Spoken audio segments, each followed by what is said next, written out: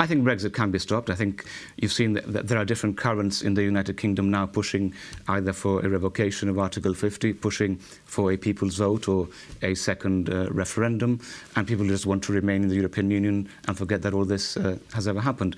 But look, we need to see the context against which all this is playing, and that is a context in which a Remainer Prime Minister resigned a couple of days ago, that the Conservative Party is now going to elect a new leader. We don't know who that leader is going to be. It's true that Boris Johnson is a favourite, but I remember when Margaret Thatcher suffered the same fate over the same issue, which was also relations with the European Union.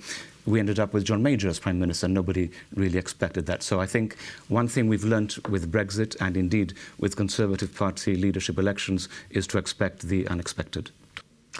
I think it is still possible to either check, reflect, and have perhaps what they call a confirmatory vote, or a people's vote that chooses between a current deal or a remaining within the European Union. I think the deadlock that you have seen in the UK Parliament does not make me lose hope, and the people of Gibraltar should continue to back these options so that we can try to find a softer way out if Brexit becomes inevitable, so that we should not lose hope that Brexit is inevitable. But if it does become inevitable, we should still fight our corner to try to get the softest way out, which protects our ultimate objectives, which are freedom of movement, single market access, things like that, that protect our unique situation in Gibraltar. We have to see how much damage Farage will do.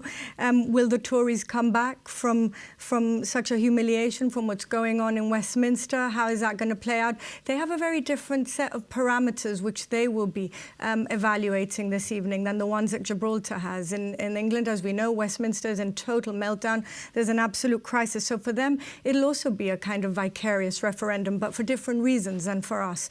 And I think that will be very, very interesting in terms of going forward. Now that May has sort of resigned and the Conservatives are in meltdown, it'll be a gauge for them, and to see how the renegotiation of Brexit will take place after tonight. So